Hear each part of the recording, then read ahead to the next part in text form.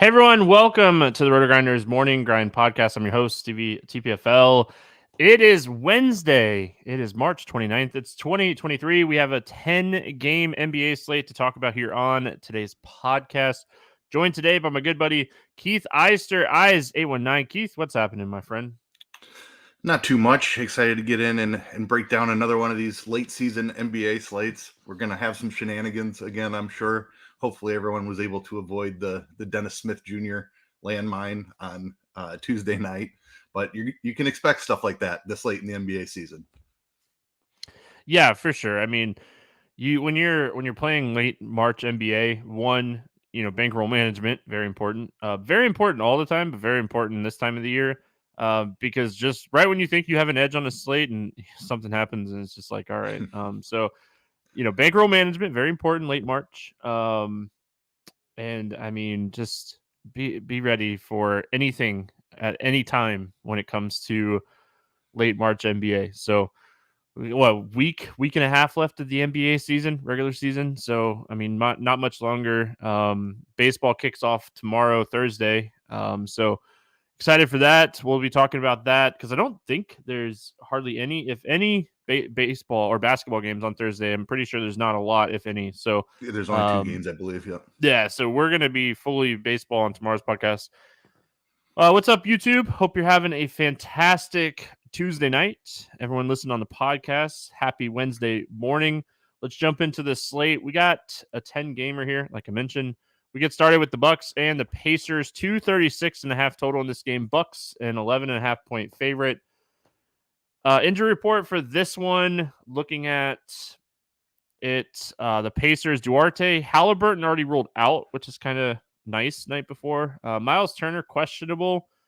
I'll be shocked if he plays, to be honest. And then on the Bucks side, Joe Ingles is questionable and Chris Middleton is questionable. Giannis probable. So Drew and Giannis play. Middleton maybe sit, kind of opposite of the other night.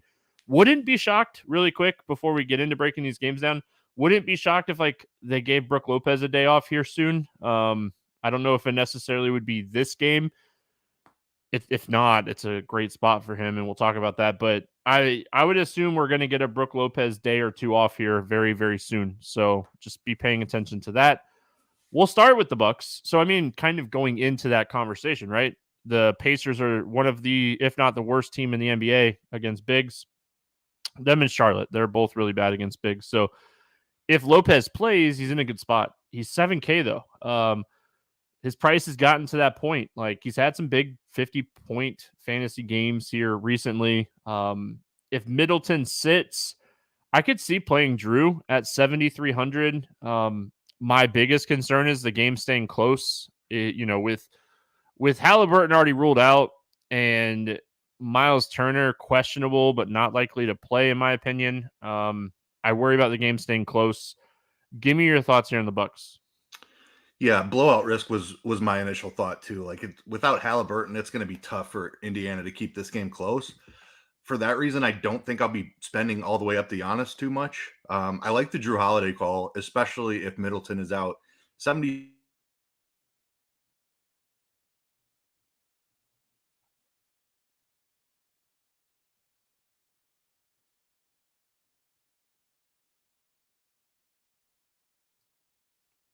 Uh-oh.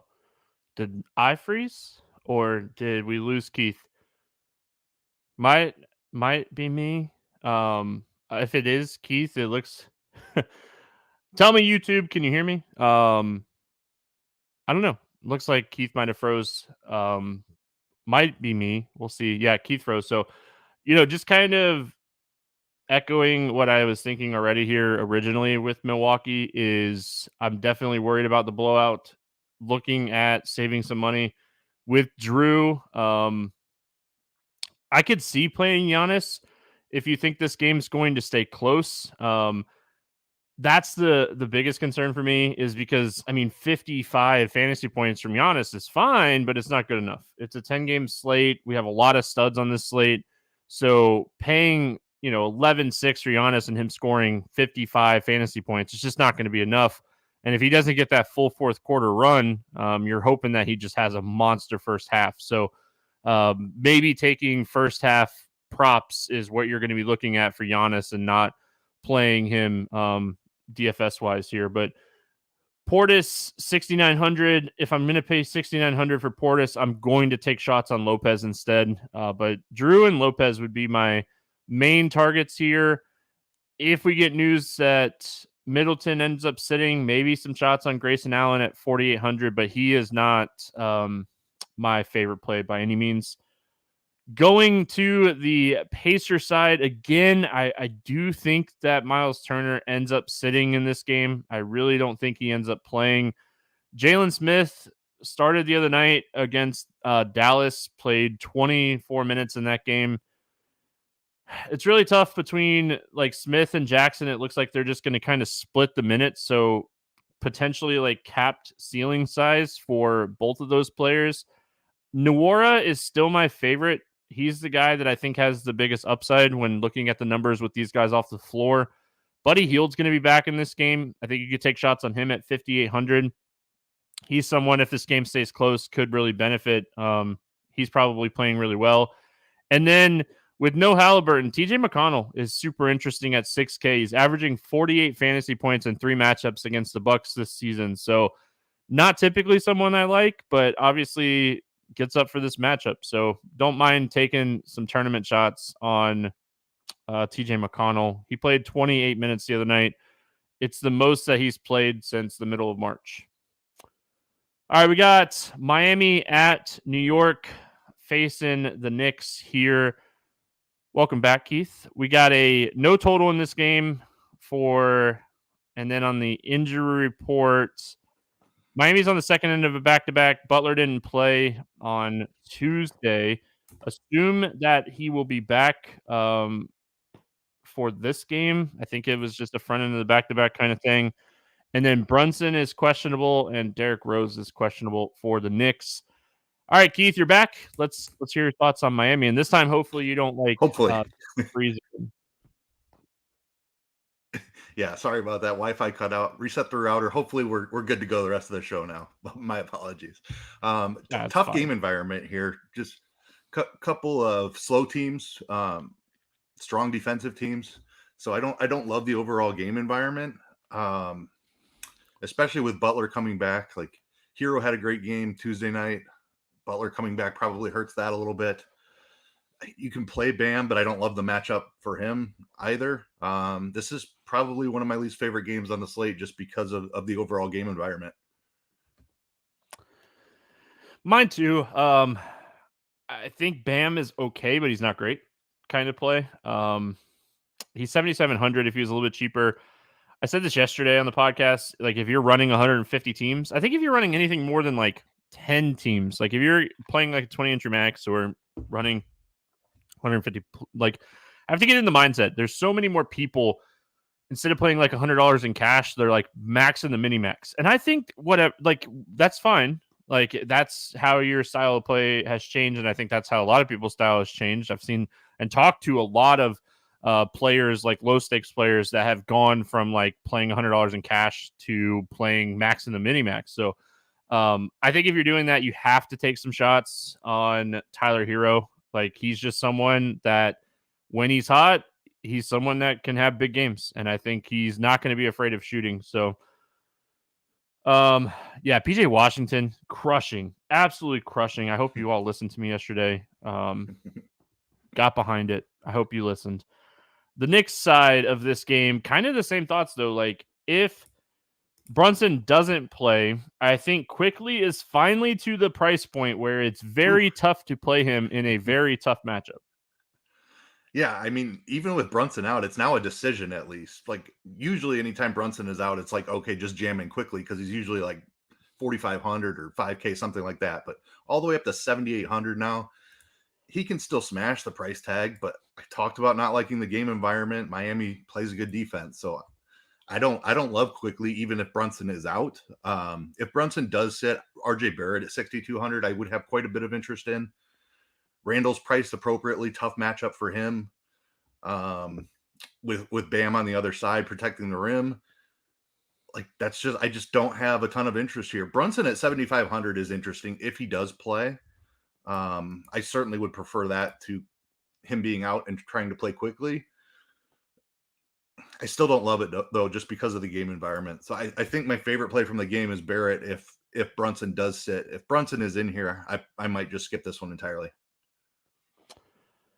I mean, even if Brunson sits, I don't have a ton of interest. I mean, yeah, you make a point for Barrett, but he's 6,200. He's gone over 40 fantasy points, one time in the last 6 games? And like those games are without Brunson. So unless you're just like under the mindset that this is a really tough matchup for Quickly and with Brunson out, like Barrett benefits from Quickly having a tough matchup kind of thing. But still, I still have a tough time getting there on him, but he would probably be the guy for me too. Like, I don't disagree with what you're saying. It's just more of, I kind of hope Brunson plays, and I kind of hope Butler plays, and I kind of don't want to play anybody from this game outside of Tyler Hero kind of thing.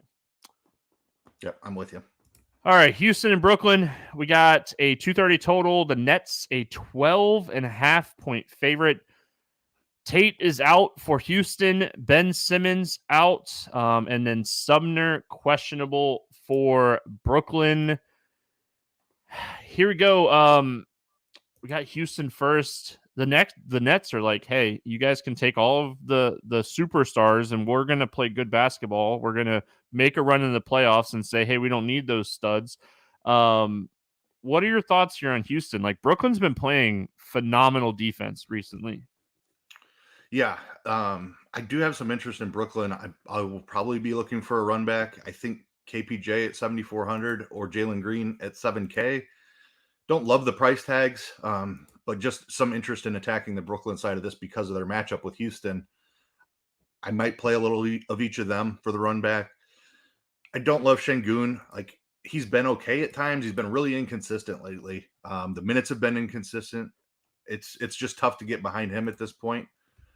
Jabari Smith's price is up at 6,500. I think there's a little upside there. Don't love that price either, though. So I probably just go up to the top for KPJ, Jalen Green. Tari Eason hasn't been performing quite as well as he was there for a minute. So, and price now 5,500. Like, I don't love the pricing on the Houston side here. It's just really trying to find run backs on my Brooklyn exposure. KPJ, Jalen Green would be my two favorites. So yeah, I mean, I don't necessarily love anything on Houston. But like what you're saying makes sense, like run back type of options. With Tate still out, like maybe some tournament shots on Eason. His minutes should be in that like 28 to 30 minute range. Like my favorite play from Houston for like the last month has been Jabari Smith. He just really hasn't shown like a big ceiling lately. He had a really solid game the other night against the Knicks, but still not like this massive like ceiling type of game. So that's my only concern when it comes to him. And then, going to the other side of this game, like some of the prices on Brooklyn, we've seen Bridges have some big games and he's still like mid sevens. So I really like him. We've seen Dinwiddie over 50 fantasy points once here recently. So like the pricing on these guys for a matchup against Houston seems really nice. I mean, Dinwiddie, Bridges, my main targets. I don't love like Cam Johnson or Claxton here. Royce O'Neal still playing enough minutes, but I don't know if you're necessarily going to need his value today. Talk to me here about Brooklyn. Yeah, I think at least one of these guys is going nuts here. It's an outstanding matchup against Houston. Bridges has shown off that the massive ceiling as like the top usage guy in this offense. 7,600. I'm very comfortable paying that in a matchup with Houston. Kind of the same story for Dinwiddie. I'd go Bridges over Dinwiddie just because I think he has a little bit more upside. But like you said, Dinwiddie has found 50 fantasy point games here recently.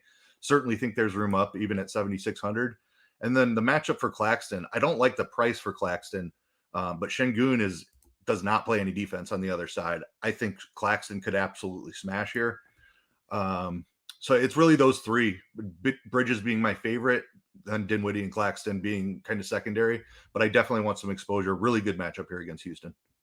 So, listen, I give Dean all the trouble in the world Like I love messing with him, but he is also one of my good buddies. And when he when he gets serious and like I actually listen to what he has to say sometimes. Most of the time, I don't listen to what he has to say.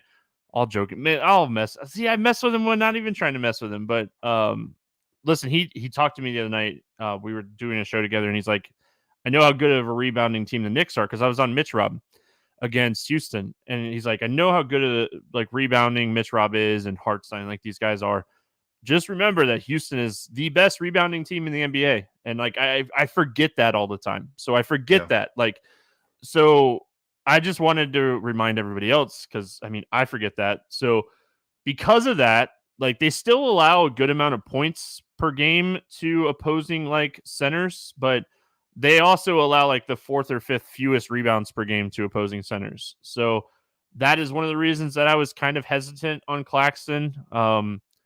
But at the end of the day, ceiling happens. I mean, those are the types of games like ceiling games are games that are fast and with a lot of scoring. And that's kind of what this game is. You know, this game has a lot of potential for scoring and a lot of potential for upside. So I get like both sides of it. I just want to remind myself while reminding everybody else, like we forget just how good of a rebounding team Houston is from time to time. So pace wise, both of these teams pretty close in pace on the season. If we look more recently, pace wise, they pretty much stayed the same.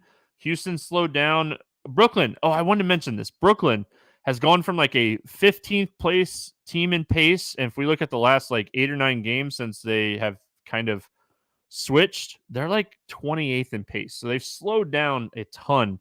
So Brooklyn might be one of those teams like that we're not targeting too much.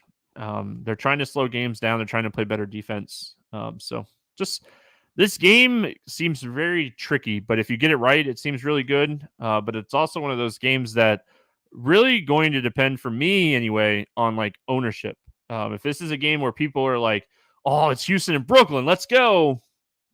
This is 2 different Houston and Brooklyn teams since the beginning of the season. So just throwing that out there. We got Dallas at Philadelphia, 231 total. The 76ers, a 5-point favorite. By that total and by this line, it really suggests to me that Embiid's going to play. Him and Harden are both questionable. But the fact that like Philly is a 5-point favorite, I know they're at home, but the fact that they're a 5-point favorite makes me feel like, you know, the books think that Embiid's going to play. Maxey is questionable and Nick Lakina is questionable. We'll go Dallas first. Not the greatest matchup in the world for really anybody here for Dallas. They needed the other night, though. They really needed just to have a game where they just crush someone, I feel like, because they just got beat by Charlotte twice. So I think the Indiana game was a nice little bump to like, this is a team that needs to win every single game down the stretch right now. The West is extremely close, and they gave up a lot to bring Kyrie in. You really don't want to miss the playoffs after giving up all that. So give me your thoughts here on Dallas. Yeah, nothing is gonna stand out here, I don't think. Pricing is appropriate. Luka has missed some time, so like the secondary guys are all priced up. I'm basically only looking at Luka and Kyrie here, and that's just because I do expect it to be a competitive game. We might see, and it's a must-win game for Dallas, like you were saying. So we could see Luka and Kyrie play close to 40 minutes or over 40 minutes. Like we're getting to that part of the season where every game matters. I prefer the savings down to Kyrie. Like we just haven't seen the same ceiling from Luka playing next to Kyrie. So I'll save the 2,500 and play Kyrie more than I will Luka. But I definitely want at least one team with Luka because he can break any slate. But not a great matchup. Salaries don't stand out, but just targeting ceilings on Luka and Kyrie. Yeah, my only problem with like Kyrie, like the other night, like he had a really solid game. He had a couple steals and a few blocks. The Pacers turned the ball over the highest in the NBA, so it doesn't shock me that he had a good defensive game. Philadelphia's 4th or 5th highest turnover rate in the NBA as well. So like the defensive stats are definitely like the upsides there. It's just like, what is his ceiling shot wise with Luka playing? Is it like 25? 25 and some defensive stats probably put him pretty close. So I don't know if I would necessarily play them together by any means. I Right. think you're going to try to pinpoint the ceiling from one of the two guys, and then the rest of the team, good luck. Yeah, good luck. Just good luck. I mean, I really don't have anything else to say. Like, Hardaway is someone that can play well, but Jaden Hardy's been playing really good. Is he like starting to eat into the minutes? Josh Green's been playing good. Is he eating into the minutes as these guys? Like that's just the thing. You just don't know. So Philly side, if Embiid plays, I definitely don't mind going to a beat at 11K. He's just someone that's capable of monster games. They really don't have anybody to match up with him in this game. Thoughts on the 76ers? Yeah, Embiid's the target here. 11K, very healthy price tag, but and that's part of the reason I prefer Kyrie on the other side too, because stacking Luka and Embiid is like you're not left with much to do salary wise after that. So if I'm paying up for Embiid, I like Kyrie on the other side just to save a little bit of money because I do prefer Embiid to Harden. Dallas just not very strong on the interior. Harden has missed a couple of games also here. I think it's an Achilles that he's dealing with. So I expect them both to play here, I think, just because we're getting to that point of the season. But Embiid is the guy with the ceiling. He's in the MVP conversation. He's going to keep trying to put up stats. So give me Embiid for 11K. Everybody else is overpriced because Embiid and Harden have missed some games here. So like Maxey at 8,900, there's just no chance you can touch that. Harris doesn't have much of a ceiling even at 6,400. So again, I'm just looking for a ceiling from a superstar here, and Embiid is my preference. Josh in YouTube chat says a 10-game slate this late in the year feels like a 20-game slate. I couldn't Josh is not wrong. More. Lakers and Bulls. Hey, we're here. We're here giving you your first look. I mean, that's our job, right? Like at the end of the day, I was talking to somebody. I was talking to somebody today. I can't remember. It might have been Devin. It was somebody. It was somebody at RG. But I was talking to somebody today, and we were talking about the morning grind. And I was like, man, the anniversary is coming up. Like April 4th, 2016 was the first ever morning grind podcast. So like we're very close. Like that's a lot of years. And we give you the first look, and that's what we do. Like baseball, I feel really good when we get done with baseball about having like 70% of my lineups done, like fit, like the process and everything. But basketball, man, listen, there's some first look stuff that I like a lot that I hate by the end of the slate or by the start of the slate. So basketball is a lot tougher. But yeah, I mean, baseball, gosh, the Morning Grind Baseball podcast has been nominated for multiple awards. And I'll just go with that. So we'll leave it at that. Congrats, man. All right. It was a while ago. Lakers and Bulls, 225.5 total. Lakers anywhere from 1 to 1.5 point favorite, depending on the book that you're looking at. Bulls, Caruso's questionable. Lakers, Mo Bamba is out. I really wanted to see the Mo Bamba Vooch matchup. LeBron is questionable. That's good, right? Like he's questionable. That's good. Yeah. He was back over the weekend, I think, right? Yeah, he played against Chicago at home. He saw 30 minutes in that one. Yeah, so 30 minutes. I think he'll play in this one. All right, let's go Lakers first. It's very okay. So really quick, really quick. I think it's very interesting, right? Like Chicago just beat the Lakers by 10 points, and the Lakers are a 1.5 point favorite on the road in Chicago in this game. Just to me, that's like very interesting. But anyway, all right, talk to me here about the Lakers. Yeah, with LeBron coming back, assuming that the pricing is pretty tough. Like he definitely impacts AD's ceiling. Just choosing between LeBron and AD is probably the route I'm looking to go. I lean towards LeBron just with a slightly cheaper price tag. He's going to have the ball in his hands a little bit more. Yes, AD could go out there and get you 20 rebounds and absolutely smash. I just feel like LeBron has that triple-double upside. He's going to have the ball more. I lean to LeBron typically in these situations. He doesn't go to the locker room mid-game near as much. So just give me LeBron over AD. Again, like I think I'm just looking for studs here.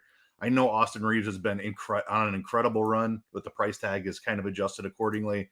I can't think that LeBron coming back, there's no way I can see him getting to 50 fantasy points again with LeBron and AD on the floor.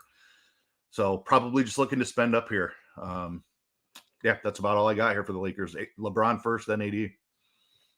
Listen, our hillbilly Kobe play is officially done because it was a fun this ride. generation's Kobe is back and he's playing. So I mean, with LeBron playing it, you can't play Reeves at 3,100 or 7,100. Reeves will get down in that like 4 or 5K range again, and like there's gonna be slates maybe right before the playoffs or in the playoffs if the Lakers make the playoffs, kind of thing, where you can take some shots. So, but yeah, I mean, looking at the Chicago side of this game, I mean, DeRozan, he's kind of flirting on that price of he might be playable kind of price. Levine might be playable kind of price. Vooch might be playable kind of price. I mean, I wouldn't hate like making a group of these three guys and like 0-1ing it and just trying to get the ceiling out of the one. But like the pricing for all three of these guys is very, very interesting. Yeah, I agree with you. And I think this is another close competitive game. And I think one of them at these prices is going to smash. It's really hard to figure out which one on any given night. Like DeRozan and Levine being so close in price, I probably lean to DeRozan. Just feel like the usage is just a little bit higher for him. He can still get some rebounds and assists. It certainly could be Levine as well. So I really like your strategy there. I definitely don't want multiple of these guys in a lineup. I want to find the guy who goes off for like 35 actual points. DeRozan and Levine would be my first targets there. I don't mind Vooch. I just don't like the matchup for him as much with AD on the other side there.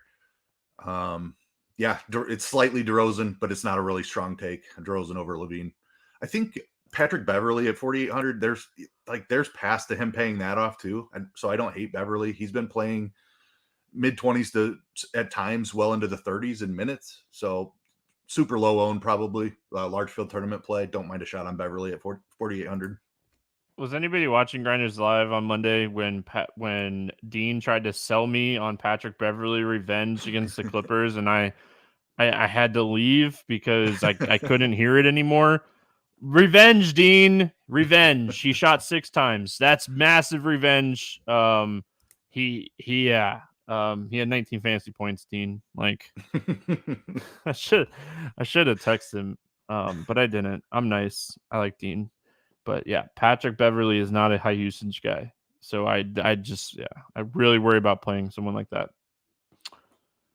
All right, Detroit at OKC. No total in this game. Thunder on the second end of a back-to-back. The Detroit Pistons with the whole team out. Bogdanovich, Burks, Cunningham, Diallo, McGruder, Stewart. Did I say it too fast? If I didn't, it's the same people that have been out for a while for Detroit. We'll get into like the Thunder, like SGA. They've been resting him, but like this is like legit. Like this dude sprained his ankle over the weekend. So I don't think it's necessarily like resting him more than it was like he's actually hurt. So we'll have to see. Let's go Detroit first. Game environment wise, I mean, we just watched PJ Washington, Civi, Maldon. We just watched all these guys have monster games against the Thunder on Tuesday night. Jaden Ivey, they're letting him play. Games are getting out of hand. They're letting him play. I think he is actually at the point where like we have to consider him outside of his price. I mean, that's the biggest thing is his price. I really don't want to play anybody else from Detroit. If anybody, Duren at 5,100, I think is maybe a tournament play. But outside of that, I mean, Corey Joseph's playing some decent minutes. He's 4,300. For me, it's taking some shots on Ivy and then potentially taking some shots on Jalen Duren. Yeah, this Detroit team is tough. I think you're onto something there with Ivy, though. The minutes look really solid. I think he's locked in for 30 at least, with upside for like 40. Don't love the price at 7,200, but if he's going to play 36 minutes, then he's in play for sure. Probably don't get to Bagley at that price. Like, I do have some interest in a big man here, but it's tough with them because they don't play a ton of minutes. Bagley's price has kind of come up now. Wiseman's minutes have been down here recently. He's been in that like low 20s range. It's going to be hard for him to pay off 5,600 with 20 minutes. So I kind of like your Duren call. He's the cheapest of the three. He's been playing solid minutes. I think that's where I'd look to. Like, OKC struggles against centers as well. So the big man is what I'm looking for. And Duren, I think just based on price and opportunity really here recently, he's the guy. So I like Ivy. I like Duren. You can take shots on Wiseman too, just in case he gets a couple of minutes because the matchup is that good. But I do prefer Duren. You gotta remember too about Duren and Ivy, they're both rookies. So like them getting 30, 35 minutes a game right now is good for them for next season. So they're not winning rookie of the year. I mean, Paulo, he's what? I think he's like 35-1 favorite to win he's minus 3,500 like to win. The last time I checked, like Paulo's winning the rookie of the year. But like at the end of the day, it's good to get these guys minutes. They're securely like in the lottery. So like getting these guys minutes right now is not a big deal. So yeah, they're the worst team in the NBA, but they have a lot of young talent. They have a lot of young talent. They need like one big veteran name. I think one big veteran with all this talent around. Like this is a team that like we talked about Philly a few years ago, how they kind of built that team out of nothing with draft picks and tanking kind of thing. And like, they had an Embiid. I don't know if Detroit has an Embiid, but we have a really, really talented number one draft pick this year. So we'll see. The Thunder side of this game. All right. So SGA, he did not play Tuesday. He legitimately sprained his ankle the other night. So I think it's very questionable if he plays. I wouldn't be shocked if he plays.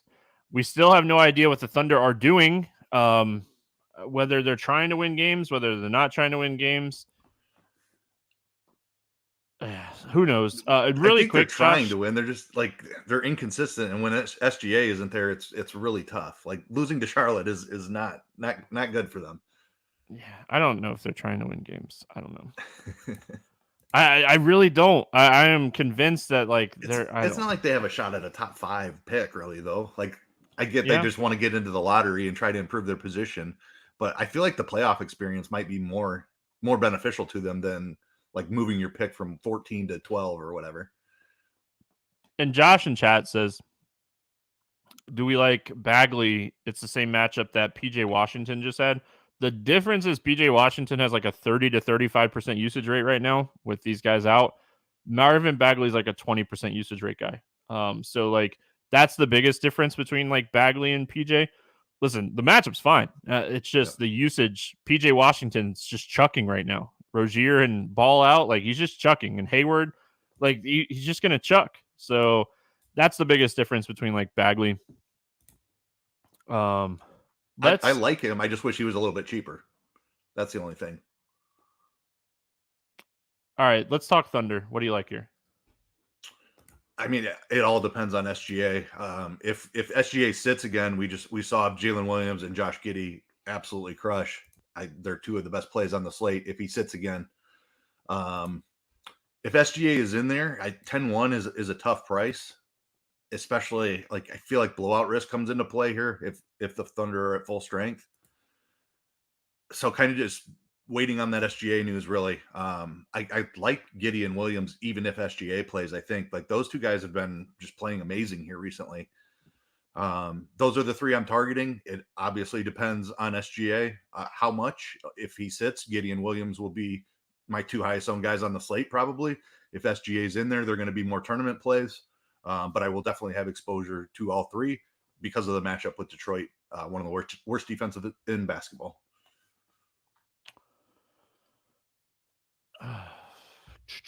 If SGA sits, Giddey, Jalen Williams, another very talented rookie. He's someone that I love to play. He has big upside.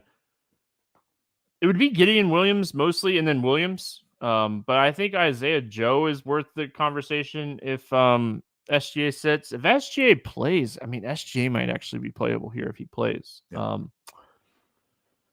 All right, cruising along here. We got 4 games left. We got the Clippers and Memphis. Still no total, right? Yeah, no total out for this game. Memphis on the second end of the back-to-back. They just beat my Magic. Paul George out. Norman Powell questionable. Marcus Morris out. We'll go Clippers first. Powell being questionable is a little interesting here. If he were to come back, I don't know how much he would play. He came back, or he's kind of in that like 20-ish minutes range. Marcus Morris has been someone that's been playing like 22 to 25 minutes a night, touching 30 a couple times. So like him being out opens up some minutes for sure. We'll go Clippers first. I mean, Kawhi, I think, is still the main target if you're playing anybody from this game. What are your thoughts on the Clippers? Yeah, with Kawhi at 10K, definitely fine. Not the greatest matchup here, so he's certainly not one of my preferred spend ups. I definitely like LeBron more. I like the Bulls guys more. Let's see, Embiid definitely. So like he's going to be 6th or 7th on the list at best. But he's certainly in play, even in a tough matchup. Without PG there, he's got a huge ceiling, so you can play him. Westbrook, I probably don't need to take shots on him on a 10-game slate in this difficult matchup. The Marcus Morris injury is interesting, but I think that means it's Nicholas Batum that's going to get the majority of the minutes. He did crush the last time out against Chicago. I just like that's not something he's going to do often. He's a low per minute producer. So, and it's not like he's 4K, he's 5,100 too. So it's a tough spot. There's probably a value guy I'm missing here. Like Man hasn't really been getting a ton of run, and Powell coming back I think Powell is interesting if he does make it back for this one. 4,300. I would take some shots there. But as far as going deeper into the rotation here, probably not too interested with names like Eric Gordon, Nick Batum, even Zubats. Like it's probably just going to be Kawhi for me. Yeah, probably just Kawhi for me. I think with Marcus Morris out, I don't know if they necessarily want to play like Eric Gordon more minutes. I don't know how like it would. I think guessing Nicholas Batum plays 30 minutes, 5,100.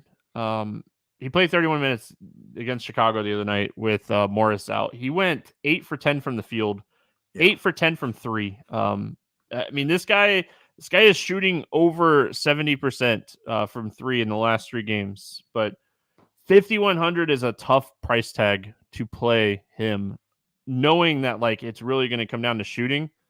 But I mean, maybe he's cheaper on FanDuel or Yahoo or something.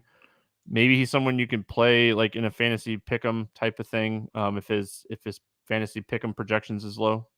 I think I'd rather play Bones Highland. I know a different position, but Bones Highland has actually been seeing some pretty solid run here. He's a high usage guy off the bench. If he's going to continue to play, first guy off the bench right now. Yep. I don't hate that. 5K. I mean, he's paid it off each of the last three games. So as long as his role is solid, Norman Powell coming back could affect that. Maybe it's Man that gets bumped from the rotation. So I'd be more leery of doing that if Powell was to make it back, but Bones right now has a pretty decent role. I'm with you. I think at the end of the day, I want to see if I'm taking a shot on any of these guys, I want to see Powell out. Yeah, agree. The Memphis side of this game, I mean, we got to wait on the John Morant news.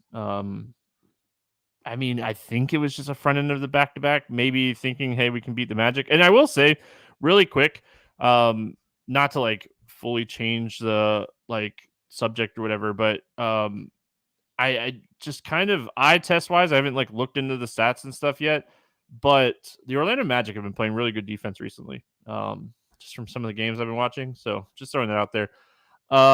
Memphis, Morant plays. Maybe some interest in Morant. If Morant sits, I think you could take shots on Tyus Jones at 6,200. The price tag makes you think about it. So it really would be more of like how the slate kind of opens up. it's definitely one of those slates where we're paying attention to this Memphis side. Yeah, definitely. I mean, Ja is a huge deal, obviously, just a massive usage guy. Tyus Jones becomes one of the top values on the slate if Ja sits. Like, I don't know what they're going to do with Ja's minutes. Like, he was clearly limited in his first couple of games back. He didn't see 30 minutes in any of them. I think he has potential to play like 32 in this one, maybe even 34. That would make pretty much everybody else really tough to play. Like Bane's price has come up too. I was just noticing that. I believe he was 7,800 on Tuesday, and now he's 8,400. So, like with Ja back, I don't know that I can play Bane. Yeah, I don't love this if Ja plays, honestly. One of them probably has a good game. I don't know if Ja's going to have enough minutes to, like, 9K for John Morant. If he had full minutes, that's a steal. He'd be too cheap. We just don't really have a good handle on what the minutes are going to look like. So if you want to take tournament shots on Ja and hope he plays 32, 34 minutes, I think he can certainly pay the price tag off. I don't see myself getting to Triple J or Bane, even Tyus Jones if Morant is in. Luke Kennard's been playing out of his mind. He had a good game against my Magic tonight. Yep, he did. I don't know if I revenge, chased that, but revenge. Just wanted to point it out. Yeah, revenge. You're not wrong. All right, I'm moving on. All right, we're having some fun today. We're having some fun. All right, we got Utah at San Antonio, 234.5 total. The Jazz a 5-point favorite in this one. Looking at the injury report here, Basley, Johnson, Sohan, Vassell out for the Spurs. Clarkson, Gay, Sexton out. Fontecchio, whatever. And Marketing, they're both questionable. I've been saying it right, like from the XM show. I had to look up how to say it, and I totally forget. It's been a long day. My little man is sick. It's been a long day. So yeah. Anyway, we'll have to see if Fontecchio ends up playing or not. Him and Marketing questionable. This line's really close, so it wouldn't shock me if anybody sits here. We'll go Utah first. I mean, I like this spot a lot for Walker Kessler. I like it a lot more if Markkanen does not play at this price point. If Markkanen sits, I have a ton of interest in Kessler and Olynyk. I still think like THT is too expensive at 6,900. I think they've overly priced him and been way too aggressive with his pricing. I want to play the bigs. San Antonio allows the second most fantasy points per game to bigs. I want to play the bigs. Walker Kessler is my favorite play on the slate, I think. Yeah, 7,300.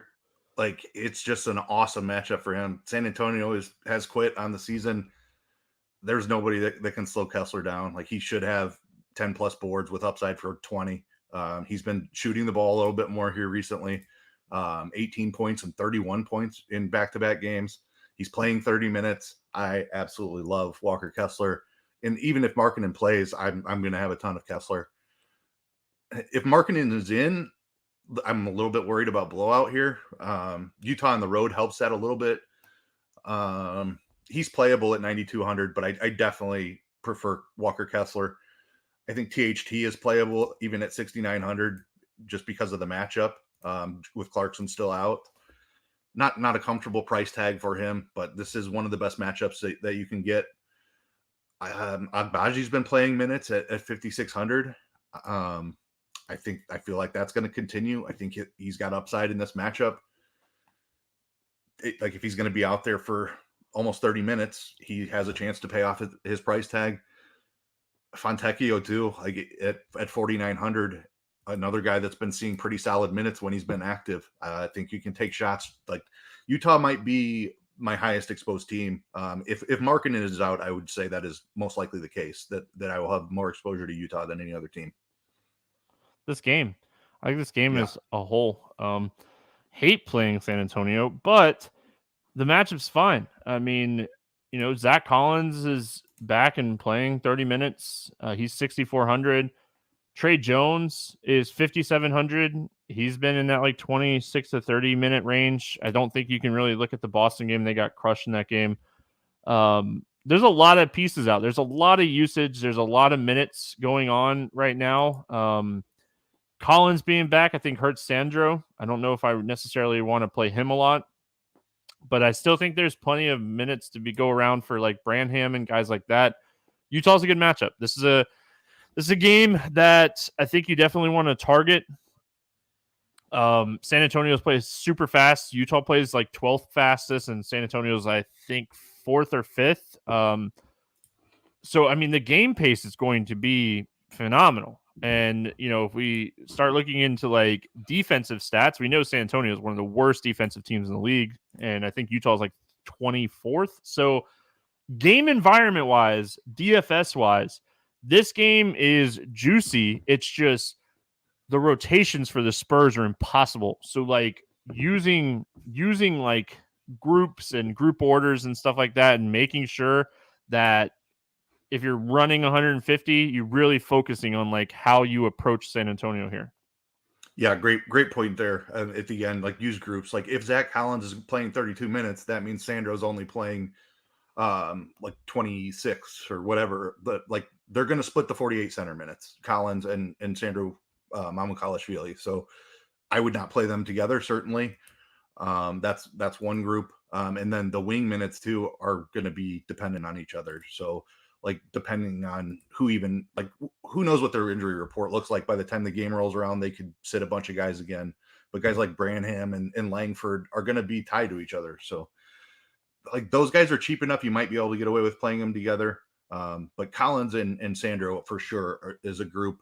I think Trey Jones and Devontae Graham is probably something I would do as well. Yeah. I think that's a great point, is to make groups and know like what exposure you want. Like don't be playing two guys, like don't play Zach Collins and Sandro together. It's just probably not going to work out for you. But they're all fairly enough priced where in this game environment, there's going to be some people that pay off their salaries for sure. So just got to take some uncomfortable stabs, I think, and try to hit the right combination. But this game should be important for winning a tournament. Yeah, the game environment is just too good for you not to have interest in this game. I mean, yep. You look at everything else, and I was looking at defensive numbers like recently for what it's worth. I don't know where the Jazz are at on the season, but I'm pretty sure they're not great. San Antonio is the worst team. Right. Jazz are still 24th. Yep. So nothing changed with my thoughts. You nailed it. All right. Listen, we're in the end of March. We have a good idea who's good at defense and who's bad at defense.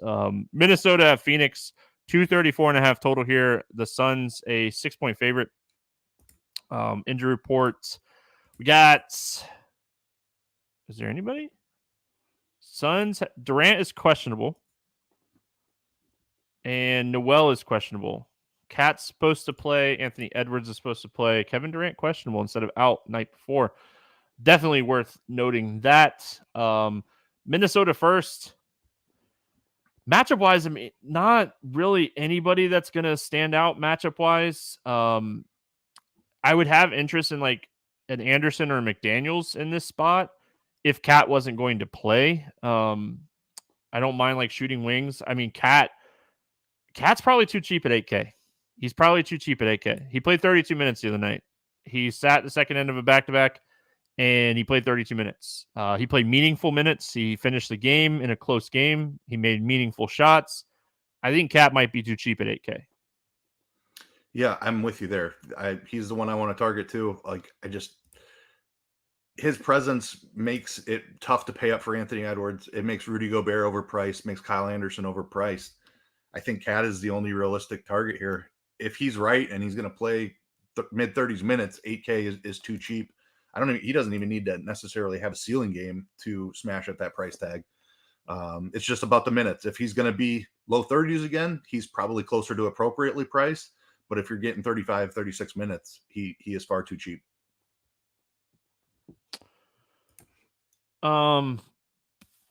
Phoenix side, man.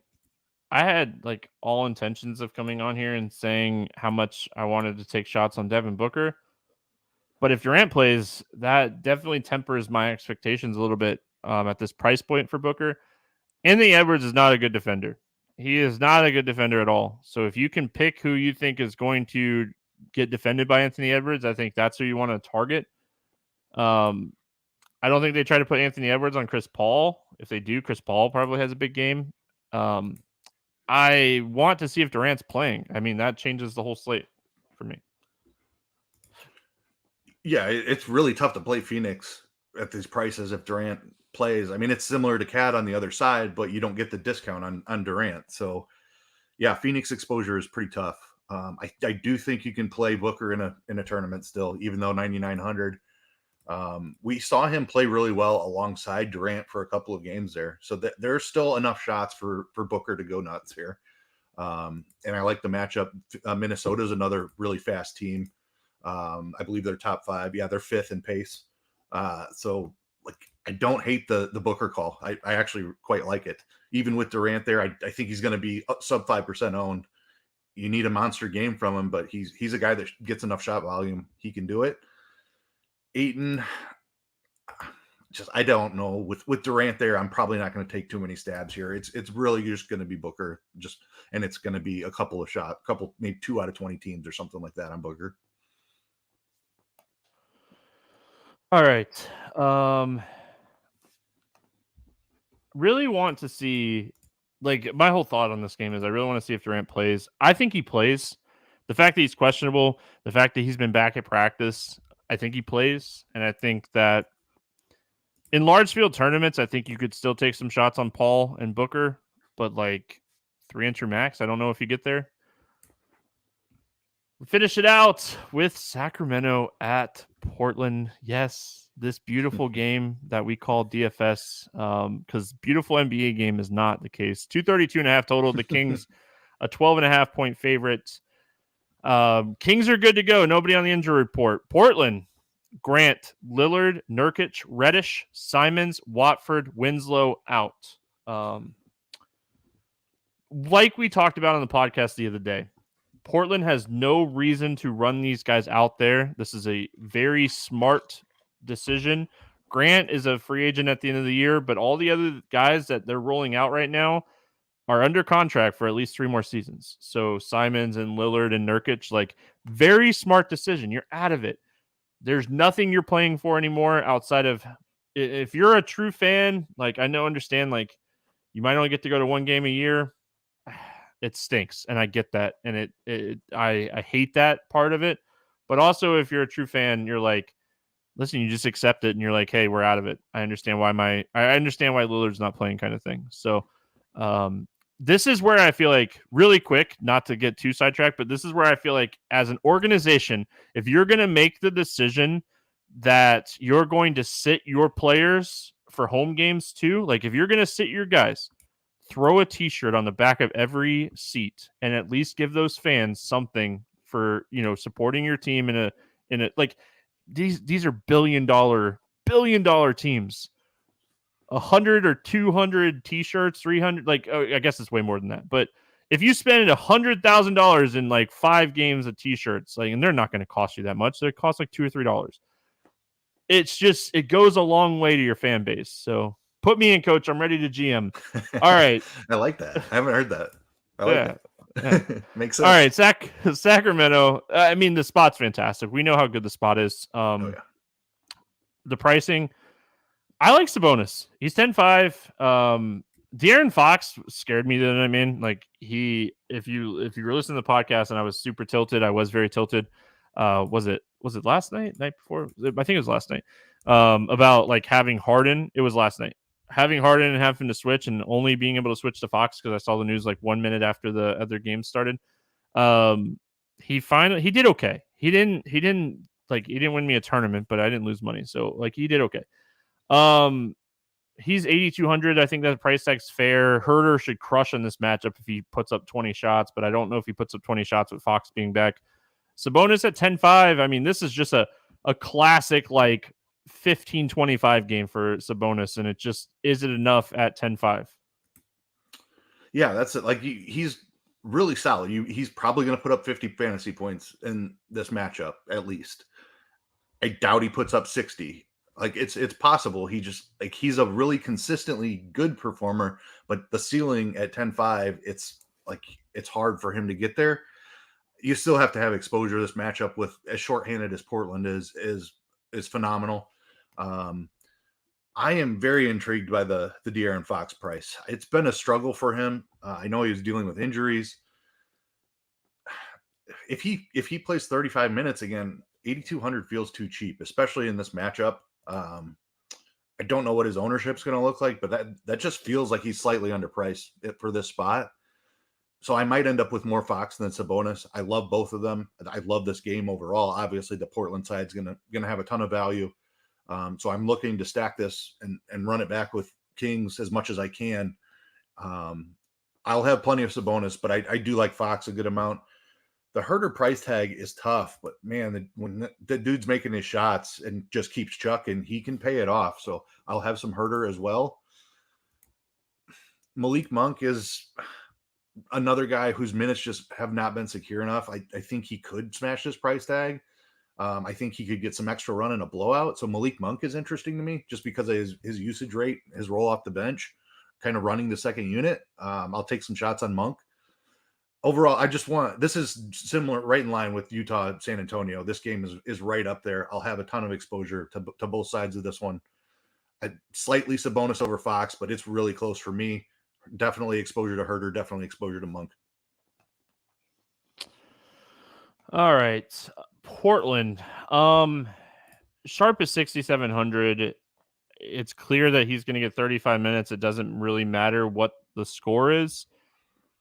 It's a matchup with Sacramento. Watford's doubtful, so I mean that obviously opens up minutes for Johnson potentially. Eubanks, I mean they're playing everybody right now. Kevin Knox played 32 minutes the other night in the blowout. Little did not play in the blowout. Just kind of worth noting that he only had 20 minutes the other night. We really thought he was pretty secure in minutes, but obviously his past injuries, they don't want to run him out there and get him hurt, kind of thing. So I think if the game stays close, Little stays on the floor. If the game gets out of hand, he might be the first guy off. So very tough, very tough. Talk to me. What are your thoughts here on Portland? Yeah, I mean, figuring out these rotations is going to be important, and more guys continuing to be out makes it even more difficult. I agree. Sharp is the one you feel really good about the minutes. They're trying to see what they have in a first round draft pick. He's going to get the run. He's going to handle the ball a ton. Definitely very much in play at 6,700. Eubanks at 4,700. I think he has to play minutes here with the injury to Watford. He only played 23 in the last one. It wasn't foul trouble related, so I'm concerned about the run for Eubanks. If it's a blowout, he probably loses a little bit of run, but I think there's upside for 30 minutes here. He's too cheap at 4,700 if that's the case. The Johnson, Knox, Little range, I think one of those guys smashes. That might be a group right there, those three that I just named. One of those guys is probably smashing. It's going to be hard to figure out which one. I think game flow and the score of the game is going to dictate that a little bit. I would target Knox in blowout scenarios. I'd target Little in close game scenarios. But kind of like we talked about with the Spurs side, I think you need to make some groups here for your Portland exposure. There's going to be several guys on this team that pay off their price. It's not going to be easy to figure out which ones, but another game that's really important for tournaments. All right, let's get into the morning grind game. So, favorite play under 5,000 to go 7x. We have a few. Who do you got? I'm going to go Drew Eubanks. Hopefully the game stays close and he gets the 30 minutes. 4,700. He could put up 35 fantasy points here. I like that one. I'm looking, man. I am struggling with this question today. Usually there's people that are jumping off the page to me. I mean, there's a couple guys in this higher 4K range. I'll say Isaiah Joe and just kind of assume that SGA is not going to play. I don't like Joe if SGA plays. I don't like him as much. Over 8K to go under 5X. Who's your bust today? I'm going to go Anthony Davis with LeBron coming back. Just think it's harder for him to find that ceiling game. Chicago plays decent defense. They're a slower team. So give me Anthony Davis to bust. I hate projecting blowouts, but I'm going to play the I don't think this game stays close card and say Giannis at 11-6. Like it. Yep. Favorite 6X play today? There's a few of them. Yeah. Walker Kessler is my favorite. Like Markkanen questionable. If Markkanen gets ruled out, like I would expect 6X out of him. Clarkson out, so there's been more shots available for him. Just an awesome matchup against the Spurs. I love Walker Kessler today. I like it a lot. I like that a lot. Listen, I'm just gonna say like hands down, my favorite 6X play today would be Jalen Williams. If we knew SGA was not going to play in this game, but like not having that news is tough to pinpoint. So I'm gonna go a little bit off the board here and go Keon Johnson. I knowing that like he played 30 minutes the other night in a game that didn't stay close. If we remember, was it last year at the end of the year, Keon Johnson just had a stretch. Yep. We know he's capable. So I'm going to go Keon Johnson. Again, if we get news that SGA is not going to play, I really like Williams. Let's get weird GPP play of the day. Who do you got? So I was kind of thinking about the SGA news as well. If SGA plays, I don't think many people are going to play Josh Giddey. He can still get there in so many ways. Like he can get 10 assists. He can get 10 rebounds. I will still play Josh Giddey against Detroit, even if SGA is in. I'm not sure how many people will do that. You think he's low enough owned? Yeah. If SGA is out, he's going to be one of the most popular plays on the slate. But if SGA the asterisks for sure. Yeah. I'll go Kevin Huerter as a backup just in case SGA gets ruled out. I really like Kevin Huerter, and I don't think anybody's going to play him at 6,600. My let's get weird GPP play today is Kelly Olynyk. I really like this spot for Kessler and Olynyk. I think if Markkanen plays, we see Olynyk still play around 30 minutes, and I think 30 minutes in this matchup is enough. And I think if this game gets out of hand, he still gets close to 30 minutes. And you just kind of hoping he's one of the reasons that this game's out of hand. So I like Kelly Olynyk as my let's get weird GPP play of the day. Any bets or fantasy pick and plays that stand out to you here night before? Let's see here. Like Utah is only -4.5. I know they're on the road, but the Spurs are without Keldon Johnson and Devin Vassell, and Sohan, who's played really well. I wouldn't be surprised to see them roll even more guys out tomorrow. 4.5 feels too short for me for Utah. Utah is just a much better team in my opinion. So give me Utah -4.5. I like that a lot. I'm with you on that one. I think that one's very, very interesting. I mean, my initial thought is Timberwolves +6.5 on DraftKings. I think that line's a lot. I think like Minnesota is a good team, and like Cat playing like makes them a lot better. Like this team just beat Golden State in Golden State. I know Phoenix is at home. I know Kevin Durant is projected to play, but you get it's a fully healthy Minnesota team. Starting 5 anyway. So give me Minnesota +6.5 on DraftKings. I like that. I could see a world in like Minnesota winning this game. So I like the Minnesota side of this game. Not saying that I don't like Phoenix. I'm just saying I like the points for sure. I'd be shocked if Durant got full run too. Like we're probably looking at 25 Kevin Durant minutes. And that might just kind of hurt the flow, right? Like right. Yep. I don't know. Yep, I'm with you. So, and Suns are like in a spot where like they're safe, but not like fully safe. But I mean, I don't know.